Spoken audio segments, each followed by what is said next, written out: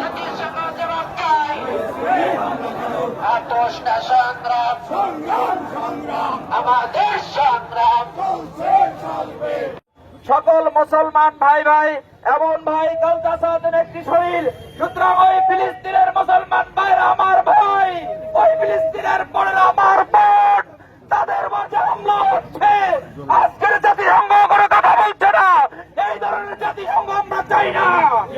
আমরা এই পদসভা থেকে ধিক্কার জানাচ্ছি যে আমার ভাই বোনদের উপরে নির্বিচারে, শিশু বৃদ্ধ সকলের উপরে নির্বিচারে হামলা করা হচ্ছে, অথচ জাতিসংঘ কোনো কথা বলছে না। আমার ভাইদের উপরে, আমার বোনদের উপরে যে নির্যাতন করা হচ্ছে, যে বম্বিং করা হচ্ছে, এজন্য আমরা ধিক্কার জানাই। আমাদেরকে যদি ওই ফিলিস্তিন যেতে হয়, তারপর আমরা যাওয়ার জন্য প্রস্তুত রয়েছি। আমাদের ওই ভাই বোনদের জন্য যদি আমাদের কোনো সাহায্যের প্রয়োজন হয়, যদি বাংলাদেশ জামাত ইসলামী কোনো সাহায্যের ডাক দেয়, তাহলে আমরা সেই সাহায্য করতে প্রস্তুত আছি। আমরা ইতিমধ্যে সাহায্য করেছি, আরো যদি প্রয়োজন হয় আমরা সাহায্য করবো, রাজি আছি আমরা ইনশাআল্লাহ। সুতরাং তারা আমাদের ভাই, তারা আমাদের বোন, সারা বিশ্বের যে প্রান্তে থাকুক না কেন, তারাই আমাদের সহোদর ভাই বোনদের চেয়েও বেশি। সুতরাং তাদের শরীরে যদি আঘাত লাগে, আমার শরীর চলতে হবে। আমার শরীর যদি না চলে, তাহলে আমি মুসলমান হিসাবে আমাকে আমি পরিচয় দিতে পারবো না। সুতরাং সংগ্রামী বন্ধুরা আমার, আসুন আজকের দলমত নির্বিশেষে আমরা যেন এই ফিলিস্তিনিদের পাশে দাঁড়াতে পারি। আল্লাহ রাব্বুল আলামিনের দরবারে সেই তৌফিক কামনা করে আমি আমার সংক্ষিপ্ত বক্তব্য শেষ করছি। আসসালামু আলাইকুম ওয়া রাহমাতুল্লাহ। ইসরায়েল ফিলিস্তিন যে শান্তি চুক্তি করেছিল জাতিসংঘের মধ্য দিয়ে, কদরের রাত্রে সে শান্তি চুক্তি ভঙ্গ করে রোজাদার ইমানদার মা বোন ভাইদের উপরে বোমবাস্টিংয়ের মধ্য দিয়ে প্রায় আমাদের 10,000 ভাই বোনদের হত্যা করেছিল। সেই ধারাবাহিকতায় ঈদ উদযাপন পরবর্তী আমার মায়ের উপরে, আমার ভাইয়ের উপরে, আমার ছেলে মেয়েদের উপরে ইসরায়েল জাতিসংঘের শান্তি চুক্তি ভঙ্গ করে রাফা নামক একটি শহরকে তারা ভূমিসাৎ করে দিয়েছে। আমরা এই হামলার তীব্র নিন্দা জানাচ্ছি। সাথে সাথে জাতিসংঘকে আমরা বলতে চাই, ইসরায়েল একটি উৎকৃষ্ট অংশ পৃথিবীর বুকে আবির্ভাব হয়েছে। এই উৎকৃষ্টকে তাদের শান্তি ভঙ্গ করেছে, তাদের চুক্তি ভঙ্গ করেছে, এদেরকে আইনের আওতায় এনে দৃষ্টান্তমূলক শাস্তি দিতে হবে। আজকে সারা পৃথিবীতে মুসলমানরা জাগ্রত হয়েছে। আমি লন্ডন উপত্যকাবাসীকে আহ্বান জানাবো, ইসরায়েলের সকল পণ্যকে বয়কট করতে হবে। তার যেখানে রয়েছে এগুলোকে ধিক্কার দিয়ে রাস্তায় ছুঁড়ে ফেলে দিয়ে সারা বাংলাদেশ থেকে ওদেরকে আমরা তাড়িয়ে দিতে বাধ্য করব। আমি সর্বোচ্চ কথা বলতে চাই, আমরা আমাদের ভাইকে হত্যা করবার বসে থাকবো না, চলবে না।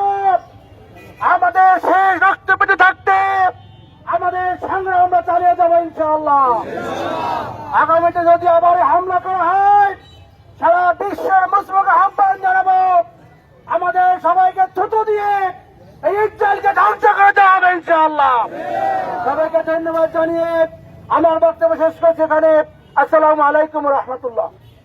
আমরাও ইসরায়েলকে ঘৃণা জানাবার জন্য, তাদের কার্যক্রম এর প্রতি ধিক্কার জানাবার জন্য আমাদের এই ক্ষুদ্র প্রয়াস, আমরা আসরের নামাজের পর থেকে এই বিক্ষোভ মিছিলে সমবেত হয়েছি।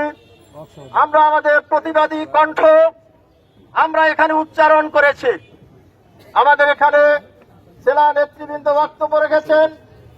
আমাদের একই কথা, ইসরায়েলকে আমরা বয়কট করতে চাই, যেহেতু তারা মুসলমানদেরকে হত্যা করতেছে।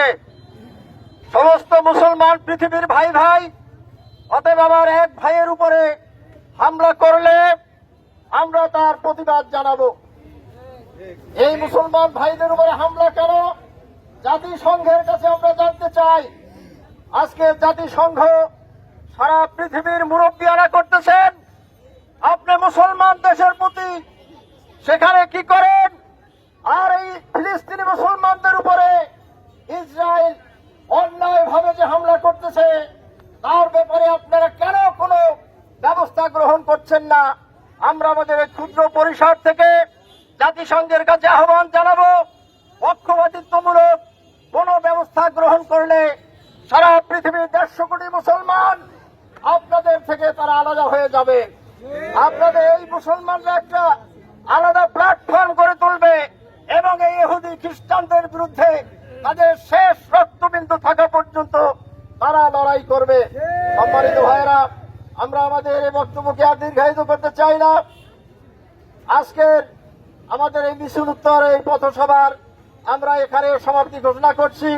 পরবর্তী সময় আবার প্রয়োজন হলে আপনাদেরকে আহ্বান জানালে যে অবস্থায় থাকি আমরা আমাদের ভাইদের জন্য রাস্তায় নেমে আসব, আমাদের ঘাম ঝরাবো, প্রয়োজন হলে আমরা রক্ত দেবো ইনশাআল্লাহ। আসসালামু আলাইকুম ওয়া রাহমাতুল্লাহ।